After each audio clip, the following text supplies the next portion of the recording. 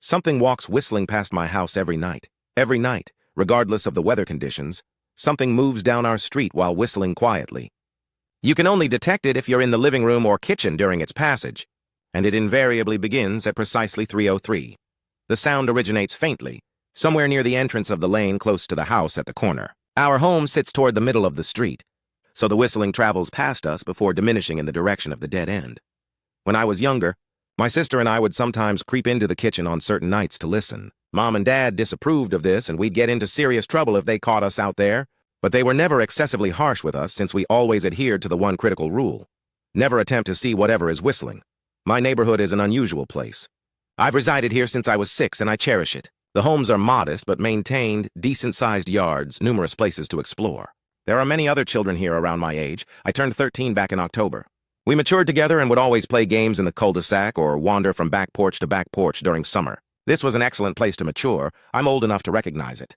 And there are only two peculiar things here: the night whistling and the extraordinary fortune. The whistling never troubled me significantly. Like I mentioned, I couldn't even detect it from my bedroom. But Mom and Dad dislike discussing it, so I've ceased asking questions. My dad is a sturdy guy, tall and composed. He has an accent since he relocated to the U.S. as a child. His family, my grandparents, they're from the Caribbean islands. That's what they reference. My dad, the only time he isn't so composed is if the whistler comes up. He speaks a bit faster then, eyes move quicker, and he instructs us not to dwell on it so much and to always remember the one rule. The critical rule: never attempt to peek outside when the whistler passes by. Not that we could peek even if we desired. You see, there are shutters on the interior of every window, thick pieces of heavy canvas that descend from the top and fasten to the bottom of the window frame. Each fastener even has a small lock, approximately the size of what you'd discover on a diary. My dad secures those shutters every night before we all retire to bed and maintains the key in his room. My mom, I don't know what she contemplates about the whistling. I've observed her out in the living room before at 3:03 when the sound begins. I could observe her if I opened my door just an inch to peek. She's not out there frequently, at least I haven't noticed her much. But once or twice monthly, I believe she sits out there on our large crimson couch just listening. The whistler has the identical tune every night. It's cheerful. La la la la la dum. La la la la la dum. Remember how I mentioned there are two peculiar things about where I reside? Well, besides our night whistler, everyone in my neighborhood is remarkably fortunate. It's difficult to articulate, and Dad dislikes us discussing this aspect much either, but favorable things just seem to occur to people around here frequently. Usually it's minor things: winning a radio competition, or receiving an unexpected promotion at work, or discovering some arrowheads buried in the yard, the genuine kind. The weather is quite pleasant, and there's no crime, and everybody's gardens flourish extra vibrant in the fall. 1,000 small blessings, I've heard my mom say about residing here. But the primary reason we remain here, why we relocated here initially, is my sister. She was born extremely ill, something with her lungs. We couldn't even bring her home when she was born, only visit her in the hospital. She was so tiny, I remember, tiny even compared to the other babies. A machine had to breathe for her. We relocated into our house here to be nearer to the hospital. As soon as we relocated here, my sister started improving. The doctors couldn't determine it. They attributed it to whatever they were doing, but we all could discern they were puzzled. But my parents knew, even I knew, my sister improving was just another of the 1,000 small blessings we received for residing in our neighborhood. So that's why we remained even after we discovered that. For every small miracle that occurs here every day, occasionally, some unfortunate things occur. But they only occur if you search for the whistler. You see, our neighborhood has a welcome committee. They appear with casserole and a gift basket and a manila folder whenever someone new relocates in. They're very amiable. 4 people appeared when we relocated in 7 years ago. The committee made small talk, gave me a candy bar, and took turns holding my sister. It was her first week out of the hospital, so they were extra cautious. Then the committee requested to speak to my parents privately, so I was sent to my room where I still managed to hear nearly every word. The welcome committee informed my parents about how pleasant the neighborhood was, really exceptionally difficult to explain kind of pleasant. And then they informed my parents about the even harder to explain whistling that occurred every morning at 3:03 and concluded at the tick of 3:05. The group, our new neighbors, cautioned my parents that the whistling was quiet, would never harm or injure us, as long as we didn't search for what was creating the sound. This aspect they emphasized, and I pressed my ear into the door, straining to hear them. People who went searching for the whistler had their fortune change, sometimes tragically. A dark cloud would hang over anyone that looked. Anything that could go wrong would. The manila envelope the committee brought over contained newspaper clippings, stories about car crashes and ruined lives, public deaths and freak accidents. Not everyone perishes. I heard the head of the committee tell my dad. But the life goes out of them. Even if they survive, there's no light in them ever again, no presence. My mom, I could tell she wasn't taking it seriously. She kept asking if this was some prank they play on new neighbors. At one point, my mom became angry, accused the committee of attempting to frighten us out of our new home, asked them if they were racist on account of my dad being from the islands. My dad calmed her down, told her he could tell our new neighbors were sincere and they were just attempting to help us. He explained that he matured hearing these kinds of stories from his mom and that he knew there were peculiar things that walked among us. Some of those peculiar things were beneficial and some were harmful, but most were just different. After the committee departed, Dad went out to the hardware store, purchased the canvas blinds, the fasteners, and the locks and installed them on every window in the house after dinner. That first night in our new house, I crept out of my room at 3 a.m., only to discover my dad awake sitting on the living room couch, holding my baby sister. My dad held up his finger in a shh motion, but patted the couch next to him. I sat and we waited. At precisely 3:03, we heard the whistling, la la la la la dum. La la la la la dum dot. It came and it departed just like our neighbor said. The whistling returns each night, and we never look, and we enjoy our 1,000 small blessings every day. My sister breathes on her own, and she's grown into a strong, clever girl. My dad even joined the welcome committee. We don't get new neighbors frequently. Why would anyone want to depart? But when a new family relocates in, my dad and the committee bring them casserole, a gift basket, and the manila folder. I can always tell by the expression on my dad's face when he returns if the family took the committee seriously, or if we'd be getting new neighbors again very soon. Not long ago, a family relocated in directly next to us. The previous owner, an elderly woman, passed away at age 105. She'd lived a good long life. Our new neighbors seemed like they'd fit in just fine. They believed the welcome committee, took my dad's advice about the securing shutters since they had a young child of their own. Whatever newspaper clippings were in that manila envelope, whatever evidence, my dad never let us see.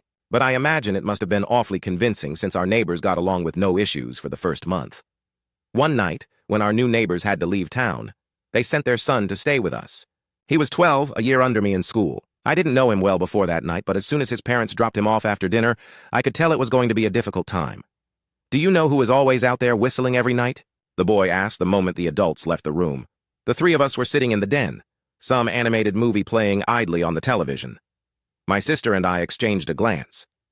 We don't discuss that, I said. I think it's that strange person that lives in the big yellow house on the corner, the boy said. The old man? My sister asked. No way, he's really pleasant, the boy shrugged. Must be a psycho killer then, my sister tensed. We don't discuss it, I repeated. Let's go in my room and play video games. We spent the next few hours playing games, eating popcorn, and then watching movies. A typical sleepover, but I could see the boy was getting restless. After my parents had wished us a good night, secured the blinds, and gone to bed, the boy stood up from his beanbag and walked over to where my sister and I were sitting on my bed. Have you ever even attempted looking? He asked. It's nearly time. Like most sleepovers, we'd conveniently ignored any suggestion of a bedtime. I was shocked to see he was correct. It was almost 3 a.m., I sighed. We don't... See, I can't even attempt to look because my dad secures the blinds every night and hides the key, he continued, ignoring me. So does our dad, said my sister. No, replied the boy. No, he doesn't. You witnessed him do it, I said, a little sharper than I meant to sound. The boy grinned. Your dad secures the blinds, yeah, but he doesn't hide the key. He maintains it right on his normal keychain. So? I asked, worried I already knew what he would say next. Because I had noticed that my dad didn't bother hiding the key anymore after all of these years. Because he knew we took it seriously. So after your dad secured up, but before your parents went to bed, I went to the bathroom. And on my way, I may have peeked into their room, and I may have observed your dad's keychain on his nightstand, and I maybe went and borrowed the key to blinds. My sister and I stared, and his grin only grew wider. You're lying, I said. The boy shrugged. You can verify if you want. Just open your parents' door and look. You'll see his keychain right there on the nightstand. Stay here, I told both of them. Don't move a muscle. I hurried over to my parents' room but hesitated at the door. If the boy wasn't lying, my dad would be furious. Beyond furious. I was frightened thinking about it.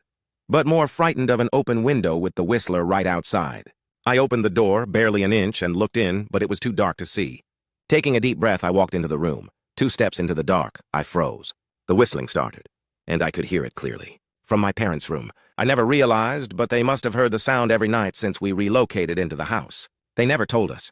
I don't think I could have slept through it. I stood there, listening to the whistling come closer, unsure whether I should turn on a light or call out for my dad. Soft sounds from the living room brought me back to reality. I yelled my sister's name, running out of my parents' room. The boy and my sister were standing near the front door next to a window. The boy wasn't lying. I could see him fumbling with the lock on one of the blinds. I heard a click. He did have the key. The boy let out a quick laugh. My sister stood next to him, hunched up, afraid but maybe curious. The whistling was right outside our house now. I think I made a sound, called out. I can't remember. Time felt frozen, clock hands nailed to the face. But I found myself moving. I'm not fast. I've never been athletic. Somehow, though, I covered the space between myself and my sister in a moment. My eyes were locked on her, but I heard the boy pull the blind all the way down so it could release. I heard the snap of it start to raise, and I heard the whistling just on the other side of the window.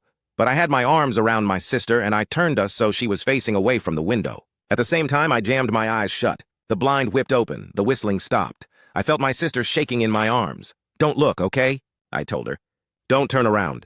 We were positioned so that she was facing back towards the hallway and I was facing the window. My eyes were still closed. I felt her nod into my shoulder. I reached out with the arm not holding my sister and tried to touch the boy. My hand brushed against his arm. He was shaking worse than my sister. I called his name, asked if he was okay. Silence. I reached past him and gingerly felt for the window, eyes still sealed shut. The glass was cold against my fingertips, colder than it should have been for the time of year. I moved my hand up the window, searching for the string to the blind. The glass began to get warmer the further I reached, and there was a gentle hum feeding back into my fingertips. I tried not to think about what might be on the other side of the window. Finally, I touched the string and yanked the blinds shut. I opened my eyes. In the dim light leaking out from the kitchen, I could make out the boy, pale and small, staring at the now closed window. I said his name again. He turned towards me and he screamed. Everything became a flurry of motion.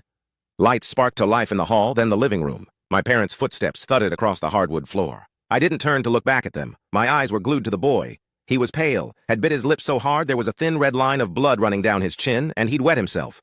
"What occurred?" my dad asked from behind me. I managed to swivel away from the boy and look back. He looked. I'd never observed my dad frightened before, but I observed it that night, in that moment. An old, ugly terror stitched on his face.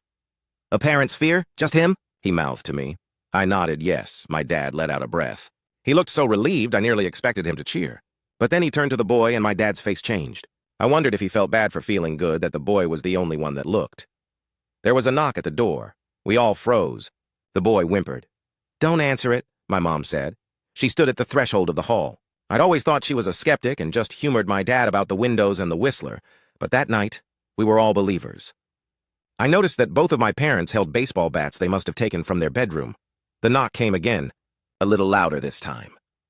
"Please don't open the door," the boy whispered. My dad walked over to him, embraced him close. "We won't," my dad promised, still holding his bat. "Nothing is coming in here tonight." Thud, thud, thud. This time, the knocking was loud enough to rattle the door. The boy screamed again, and my sister clutched her arms around my neck. My mom came over and knelt down next to us, wrapping my sister and me close. "Thud, thud, thud, call the authorities," my mom whispered to my dad. The knocking instantly stopped. My dad looked over his shoulder at us. Do you think he was cut off by frantic knocking that trailed? Off to a polite tap, tap, tap. "Authorities," something said from the other side of the door. The voice from outside sounded precisely like my mom, like a parrot repeating the words back to her. "Authorities. Call the authorities. Tap, tap, tap. Authorities." My mom pulled us closer. "Authorities. Authorities. Authorities. Authorities. Please stop," I heard her whisper. "I don't think calling them will help," my dad said. "How will we know when they're the ones at the door?" The knocking came back harder than before. The door shook. Then it stopped. After a long moment, I heard the knocking again, but it was coming from our back door. We all turned together towards the back door, but the knocking immediately returned to the front door. Front to back to front. Loud, then quiet, then loud again. Suddenly, the sound was coming from both doors at once. Big, heavy blows like a sledgehammer. Then something started rapping against all of the windows in the house, then the walls. It was like we were living inside a drum with a dozen people attempting to play at once. Or we were a turtle and something was attempting to claw us out of our shell. "Stop!" the boy yelled. The knocking died. "I won't tell," the boy said, staring at the door. "I promise I won't tell anyone what I saw. Just please go away." We waited for nearly a minute. Then we heard it. A soft tap, tap, tap coming from the window the boy had looked through earlier. The boy started to cry, sobbing like a prisoner watching gallows being built outside their cell. My dad held him, brushed his hair, but never lied to him. Never told him things would be acceptable. The tapping at the window went on for the rest of the night. We huddled together in the living room for I don't know how long. Eventually, my mom tried to take us children into my room while my dad stayed to watch the door. But the second we moved into my bedroom, the knocking came back, so loud it was impossible to ignore. I was afraid the door couldn't take it. We went back to the living room and the knocking stopped. Only the tap, tap, tap on the window remained. None of us slept that night. The tapping stopped around 7 a.m. That's about the time the sun rises here. We waited another 2 hours before my dad opened the blinds from one window. He made us all go back to my parents' bedroom first. I heard him open the door, then come back in. Okay, he told us. It's finished. The boy's parents came back around lunchtime. My mom and dad walked him over to his house and they all went inside for quite a while. My sister and I watched from the window. She stuck to me the whole day, right at my side, sometimes holding my hand. When my parents came back, they looked grim but wouldn't tell us what they said to the boy's family. It was a Sunday, so we all spent the day together, ordered pizza, and watched movies. That night, everyone slept in my room, my sister and my mom in the bed with me, my dad in a chair he'd pulled over. There was no knocking that night or any night since. We didn't see much of the boy or his parents for the rest of that week, but by Thursday there was a moving truck in their driveway. My sister and I watched them packing up the whole afternoon after school. What sticks with me most is how tired the boy and his parents looked. All three had the same pallor, grim mouths, and lightless eyes. Even from across the street, I could tell something was very wrong. The family was gone before sunset. I remember what the original welcome committee said to my parents when we relocated in. Not everyone who looks at the Whistler perishes, but even those that survive have the light go out of them, and the rest of their lives are full of misfortune. 1,000 small tragedies. I think the boy's parents must have looked, either to comfort him if they didn't believe or share the burden if they did. I watch my sister some days, happy and young and alive, and I wonder if I'd been slower, if she'd looked out the window that night. Would I have looked too? To comfort her? To share that burden? I'm glad I don't have to discover we still reside in that house, in that neighborhood. We still hear our Whistler walking past every night. The blessings, the fortune, the favorable things here are too beneficial to depart. But we're cautious. We don't have friends over to spend the night anymore. And my dad hides the key to the blinds very, very well. Not that I've gone searching. Some things you just don't need to search for.